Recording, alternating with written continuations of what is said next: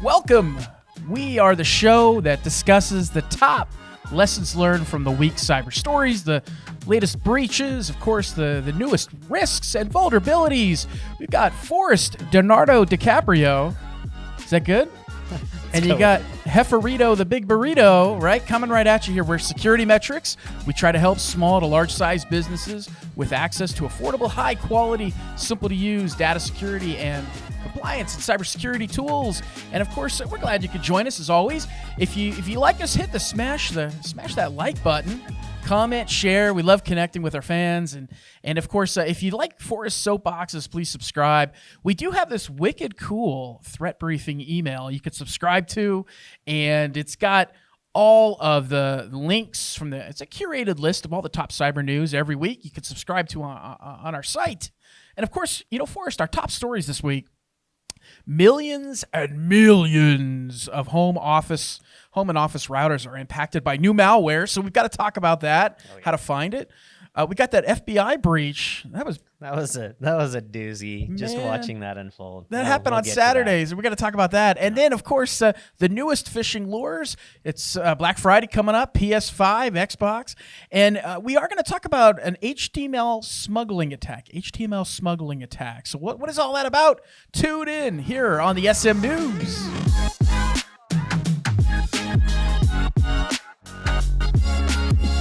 All right, Forrest, let's kick it off with the vulnerabilities. What do you think? Yeah. Dive right in. There was a lot of vulnerabilities in the news last week or so. So many. Yeah. The Zoom stuff that happened. If you got Palo Alto, you'll definitely want to get a handle on that 0-day. If you have any Intel or AMD stuff in your environment, which is like everybody, big security flaws with that. But the one that we got to talk about, Forrest, is this Golang malware. It's also known as Botina Go. Yep. And Golang, Forrest, is that what? Basically, it's a programming language, right? Open source? Yeah. It's considered kind of the spiritual successor to C. It's starting to see a lot more adoption industry-wide. Yeah, and a lot of threat actors like to pivot towards... We talked about exotic languages, exotic malware, and that's really what it is right here. This Golang programming language, the bad guys are using it in roughly, I've heard something like a 2,000% jump in the number of malware being written in this code. And that's where our story goes today, is the folks at Alien Labs, which is AT&T's Alien Labs. They went out and they found that millions and millions of routers and IoT devices are being targeted. There's over 30 exploits for us. Yeah. It's everything under the sun. Every type of router out there. I mean, really, if it's... Yeah, if it's a small or home office device, it's probably going to be getting targeted here shortly.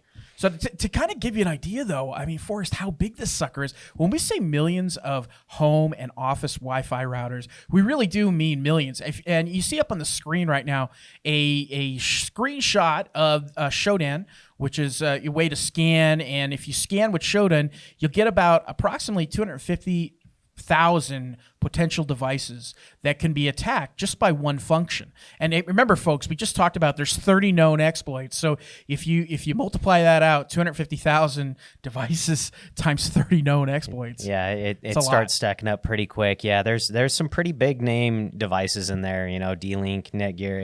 It's definitely go out and check if your device manufacturer is on this list, and if they are, highly recommend you patch your stuff. Like, most definitely get it taken care of. What scares me is because it is targeted at these small office and home devices, a lot of those just languish unpatched for years. Yeah. So it's just ripe for exploitation. If you actually go in and you take the indicators of compromise, and we'll include the link that you can actually get the IOCs and you can scan for them in your environment, or what you could do is you could take them and put them into VirusTotal, and what you'll find is there's a very low AV detection rate. Yep. For this, it's 6 out of 62 known AVs are seen in VirusTotal. So it makes it a real challenge, folks, to try to find this. And of course, it's new, so a lot of the threat actors don't know about it yet, or they haven't pivoted towards these vulnerabilities. So you really got to get a handle on patching. more than anything. Yeah, what I thought was particularly interesting about this, in their write-up, they state that there was not a functional command and control infrastructure in place. Oh, wow. So they think that this may have inadvertently been released prematurely. Wow, really? Which is kind of crazy to think about. If they had been fully operational, what would things be looking like at this point? Wow, I didn't hear about that. Yeah, it's pretty nutty. There is some ways to find it in your environment, and obviously we'll include the link. We'll also include a full list of all of the routers that are impacted by this. And again, Forrest mentioned Netgear, Linksys, D-Link, Tendos, TotoLink. But if you're looking around port 19412, you have a good shot at finding these. It's where the threat actors are more than likely pivoting towards. But again, it's about what, Forrest? I mean, what can you do about this other than patching? What's some of the things that people can do? I'm going to be extremely biased in my answer, and that's going to be, monitoring your network traffic and seeing, what communication is going where, having an idea of what things are communicating, in your environment. Having that visibility is very important, especially where it comes to your network infrastructure itself being targeted. Yeah. All right, let's pivot away from that story for a moment and let's talk about the big breach. I mean, Forrest, when this hit the news Saturday morning, I like, huh? What? I said, like, hold up, wait a minute, something ain't right, right? And I'm seeing this story hit the news, and it really, the notice that came out was officially that the FBI email server was hacked and that it was being used to send out fake threats. What makes this so dangerous, though? That when looking at the email, it's completely indistinguishable as being from their infrastructure. It's from their IP. The IP was valid. It's correct domain. Yeah. It's got SPF, DKIM, DMARC records are all passing. So this is cryptographically verified as coming from the FBI. It would definitely make my heart skip a few beats if I were to receive this notification. Yeah, we'll put it up here. Yeah, and this is on the screen right now. You're seeing an example of what that email looked like. Basically, the key takeaway that, as we understand it, is that this threat actor was able to abuse poor coding that was found in the FBI website. And the threat actor himself actually put out a notice saying, hey, check the headers of this email. It's actually coming from the FBI. I'm contacting you today. You located a botnet being hosted on your forehead. I mean, just crazy stuff that this guy wrote. But, the bottom line is, folks, if you are a member of law enforcement, right, and you get this notification Saturday that, hey, your environment, there's something wrong with your environment, there's a bad guy, you're going to take it for real. You're going to take it serious. Yeah, definitely. And the big tip off that everybody was like, this is so absurd. And it's like, realistically, like, reading through this, the only thing that is really absurd is their attribution, where they're pointing their finger right. at Vinnie Troia. And it's the security researcher that works for the FBI. Yeah. So if you don't have that background, knowing that this person is a legitimate researcher, and you don't go searching for it, you're immediately going to be acting on impulse. I mean, I've seen much stupider aliases than what was it, the Dark Overlord or whatever. Like, right.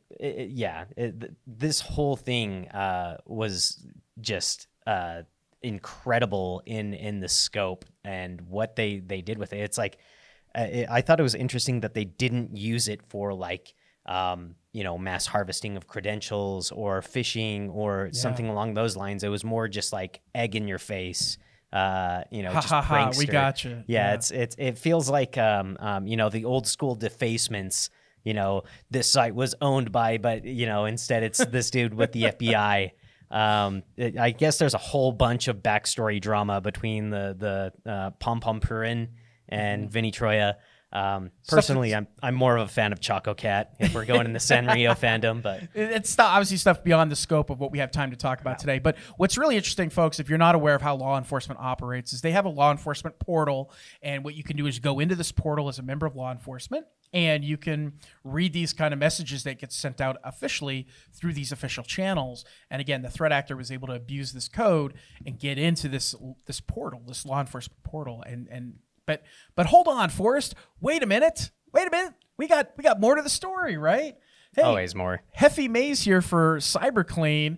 There's actually more data going on with this story, more behind the scenes stuff. And that is that the threat actor that sent out this message actually is claiming to allegedly stole all the data from the Robinhood breach. Have you heard about that too? Yeah. It's an interesting connecting of the dots. But before we go too deep into this, one thing I did want to mention was join your local ISAC, the Information Sharing and Analysis Center. It's the private public joint venture between your regional FBI offices and law enforcement. They'll be able to get you the straight dope on these sort of things when it's you have an event like this. You can go to them and they can authoritatively say whether or not it's legitimate. Yeah, well said, Forrest. Thanks for bringing that up. But again, back to this story with this breach at the FBI. The hacker then claims that he has stolen the data from the Robinhood breach and is actually, taking credit for both the FBI breach and now he's also taking credit for the Robinhood breach. Whether or not this is true or not, we'll put up a screenshot here on the screen where you could see what his dark web store looks like and where he's trying to, sell this information. But fascinating stuff. As the cyber world burns, I mean, the story just keeps getting more and more intriguing all the time. Oh, yeah.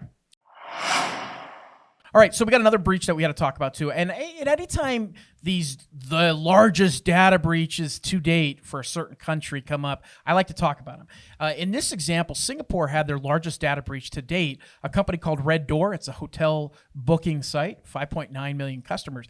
Forrest, what I found interesting about this story is that they find the company. They find Reddoorz, and the amount that they fined them was only $74,000. Which to me, it's like, oh, that doesn't seem like a lot. And then when you actually read their report, and the report says, well, we feel the Singapore's Personal Data Protection Commission, we felt kind of sorry for this company. And I'm like, wait a minute. What do you mean you feel sorry for them? Well, it's the COVID pandemic. The hospitality industry is severely impacted. So we're only going to fine them $74,000 for 5.9 million customers being breached, their data being lost forever. That's it. Yeah, that's a real kick in the gut. I can definitely see where where they're coming from. You don't want a single mistake to completely wipe out an entire massive organization like that. But I mean, I was looking into kind of the root cause analysis of it. Yeah. And they had accidentally marked an API key as a test key, but it actually was valid for production systems. Wow. Okay. And they just had this old, they had multiple security assessments, but they had considered that portion of the infrastructure old and defunct. So it wasn't part of the scoping when they were doing their attack exercises. So those APIs will get you every time. Yeah. That old system that's been humming along quietly, everybody has forgotten because it's done its job perfectly for so long that now the tribal knowledge is gone and all of a sudden it comes back to bite you. All right, well, Forrest, let's talk about the latest phishing lures. And, it is, again, Black Friday is coming up, big sales time of the year.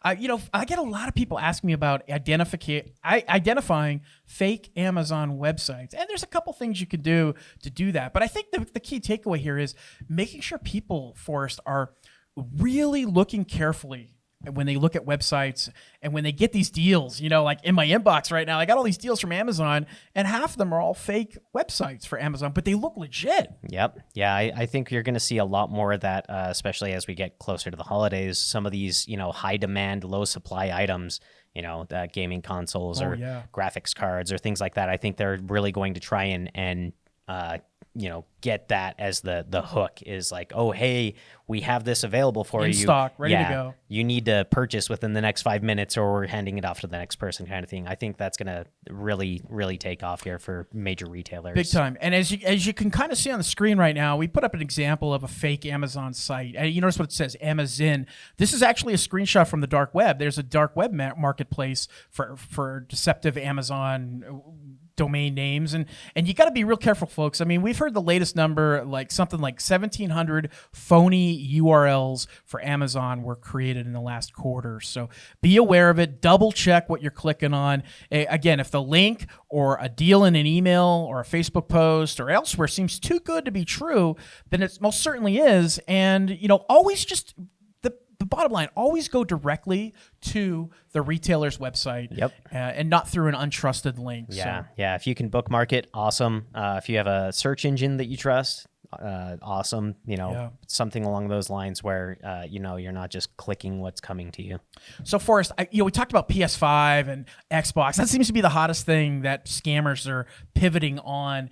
There's this wicked thing on Twitter where you can get stock alerts. Yeah, and what I mean by that is something in stock or not? Mm-hmm. And scammers are really taking advantage of that. Oh yeah, yeah. You see this with I think Newegg has like a raffle that they're doing for graphics cards, and so you see people piggybacking on that, trying to get information that way. Fraudsters are really trying to seize upon the demand for video games and these consoles and graphic cards. So you really have to be very careful, folks. If you subscribe to any one of those Twitter accounts where they tell you what's in stock or not, they're being hijacked left and right now. So you may think you're on a legit Twitter site that's going to tell you when things are in stock or inventory is available. But the reality is a lot of these services are just not legit. They're fraud.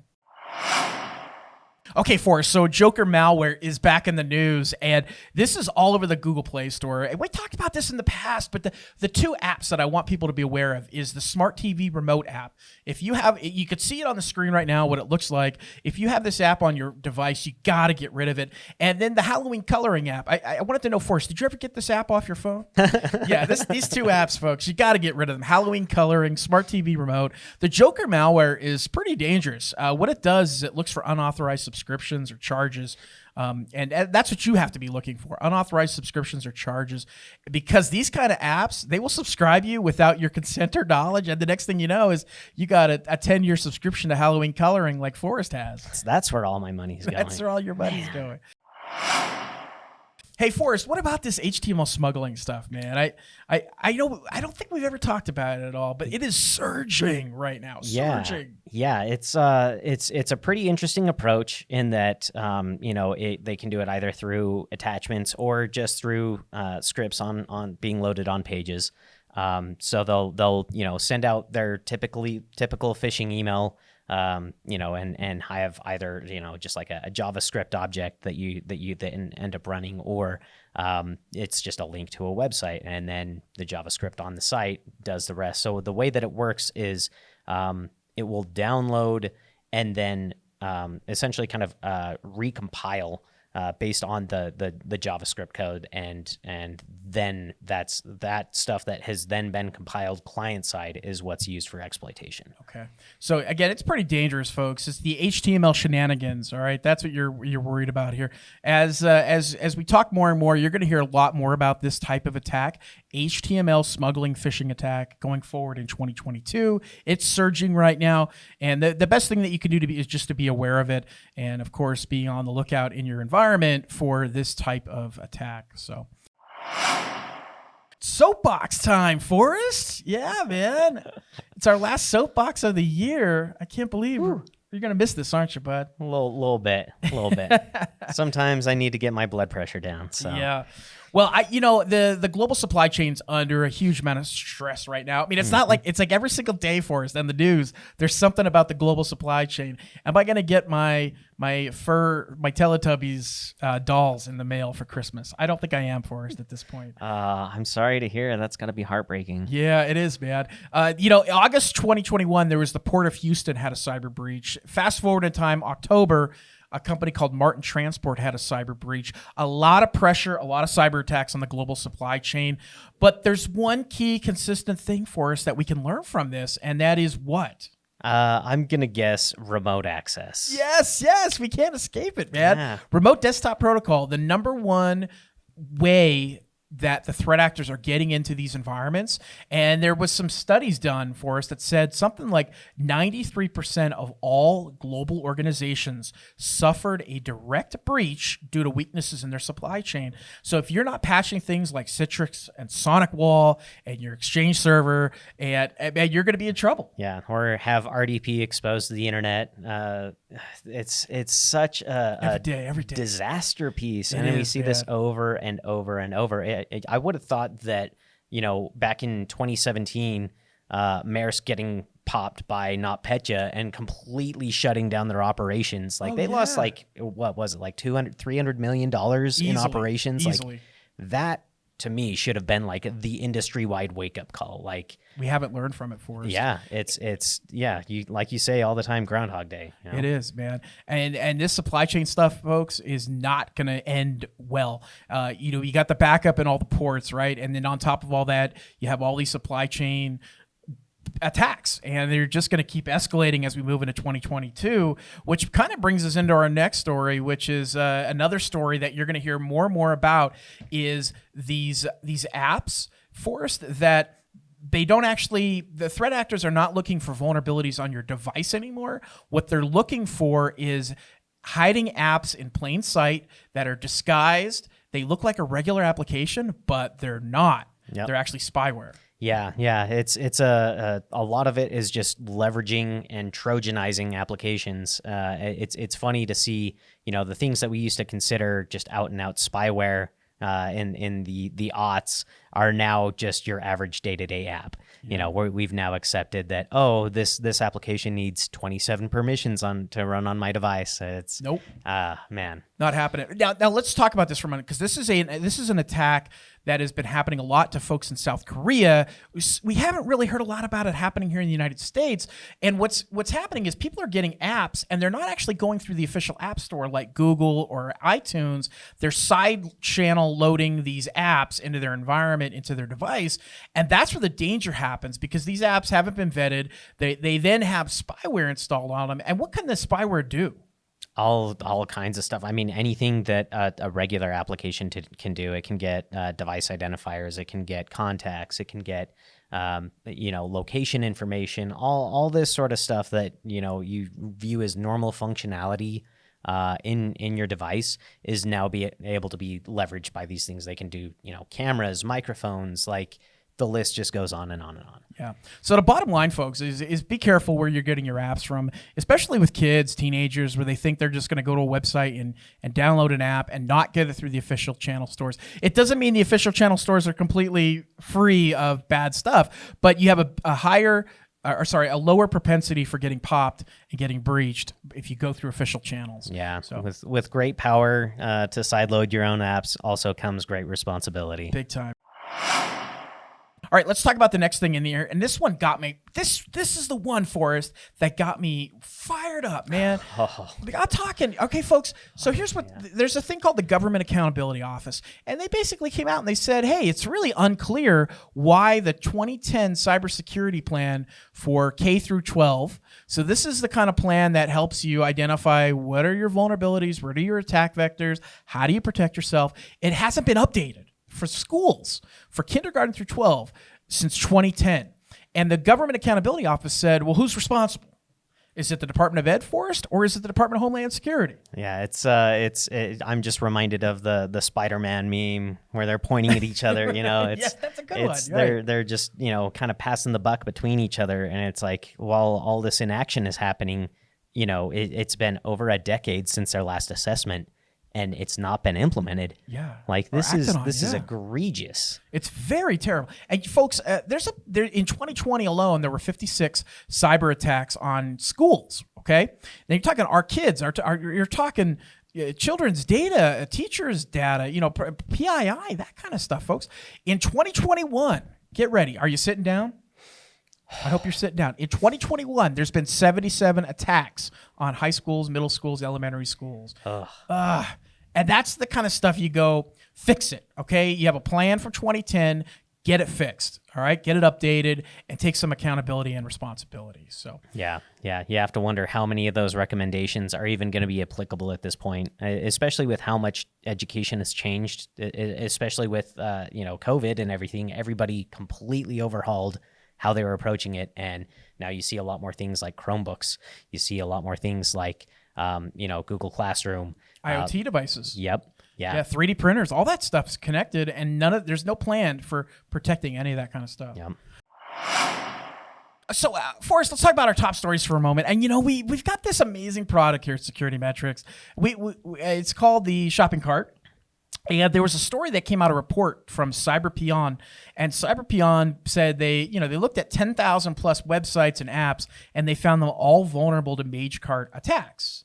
And it's one of those areas where we have a product that can actually stop this. So when I read the article for us, I'm thinking, oh my gosh, why can't we talk about this? We got to talk about this because it's an area that companies sometimes, they don't think that you can stop threats in your shopping cart, but you can. Yep. Yeah, they function very similarly to a physical card skimmer, right? Where you have somebody at the point of purchase, putting in their card or their PIN, and that's getting skimmed off and shipped to whatever, or just kept locally on the device. However, it functions. Online skimmers function very much the same way. There's some type of script that's running, or like an iframe, or who knows, that is taking any of the information that's being input into that field and then shipped off to whoever, wherever, for whatever purposes they want. Yeah, these web skimmers, folks, they're going to grow. You're going to hear more about them in 2022. There's no doubt about it. And it's an area that we're real proud about here at SecurityMetrics, being able to come back to all of you and say, hey, we've got this tool that we can find MAGECART, that we can see where the threat actor is in your environment, where they're abusing JavaScript, or where they're abusing for example, things like Magento and so on. So we encourage everyone to give us a call, reach out to us for a cool demo on how this thing works. But we will include the link to the article that talks about MAGECART and the skimming stuff that you're going to, again, hear more about in 2022. So Forrest, let's talk about this thing too, living off the land attacks. I know we do these weekly threat briefings at work, and I wanted to go in depth on this because I think it's such a cool discussion point on the living off the land technique. And what's happening right now in this space is they're using machine learning to try to find these techniques. So let's talk about that. Yeah. So living off the land attack, in essence, is trying to use as little code or functionality that doesn't already exist on the system as possible. So you're using system utilities that are already integrated with the operating system, like retrieving files from the internet, or manipulating strings like base64 decoding, or what have you. If you're able to just use what's already there, that has two potential benefits for an attacker. One, it reduces the payload that's required, and two, a lot of the time this can be, you're using these programs and functions already in your environment, so you've probably tuned these things to recognize, okay, this is an okay program to run, so don't give me events or alerts for this thing. It's a pretty fascinating type of attack, and again, with the bad guys are doing is either they're basically using standard system commands, and they're leveraging these during a compromise. So what's happening in the world of GitHub is there's this huge project that's trying to use this machine learning algorithms to try to generate a higher rate of accuracy on finding living off the land attacks. So we'll include the link if you want to learn more, but it is a fascinating attack vector. And I was in a threat briefing today with a guy who was teaching me how to find these types of attacks. And so 2022, you're going to hear a lot more about living off the land attacks. And Forrest, I have ranted and raved about IoT and how it's such a dumpster fire with smart home standards. Oh yeah, man. Forrest is probably so tired of me talking about it. But anytime you're out there and you're like, oh, I really want a new security system, or I want new cameras, or I want to have a new sound bar in my house, trying to figure out what is the best smart home standard or a new light bulb in your home is so difficult. And what's happening right now is a big announcement came from Amazon, and that they finally decided on what the standard is going to be for their company. And they're actually joining this big alliance. So the new standard is called Matter, and it matters because folks like Samsung, Google, Nest, you're talking, Apple, I was going to call it April HomeKit, Apple HomeKit, Amazon Echo, the Samsung Smart Things, I can go on, ADT, Belkin, Ecobee, they're all getting behind this new standard. So finally. I'm a huge fan of standardization and getting things uniform. Like, I hate when every company is trying to reinvent the wheel and control something, and it's just like, no, just let's just come to an agreement. Let's work together here. But it is a dumpster fire, Forrest. And if you ever, in the audience, if you've ever tried to pick a standard, like, do I go with Zigbee or Z-Wave? Do I go with Lutron Connect RF? Or do I go with Wi-Fi? Or can I just use Bluetooth? And you don't know, Forrest. And then when you actually start buying these devices and you realize that they don't connect right, they disconnect randomly, they don't work when you try to update them, then you got to have a hub. Oh, yeah, what kind of hub's going to work with these devices? So I'm really hoping, Forrest, and I'll get off my soapbox, I am really hoping that this Matter standard that all the tech companies are getting behind, I'm hoping that it'll simplify some of this for folks out there that are so frustrated, like me. Yeah, most definitely. And another thing is some of those services end up getting shut down. So even though you've bought the product, you can no longer use it because Google decided, oh, that old Nest, we don't support that anymore. No, sorry. Not at all. Not at all. All right, folks, thanks for joining us. I hope you had a good time. I know we always do. I mean, it's the end of the show. It's the last episode of the year for us. Yeah. We just, attitude of gratitude. Thanks for joining us on this. We love your comments. We love the subscriptions. It tells us that we're worth something, that you enjoy what we do, and give us feedback. And, of course, I'm Heff. I'm Forrest. And we are SecurityMetrics. Take care.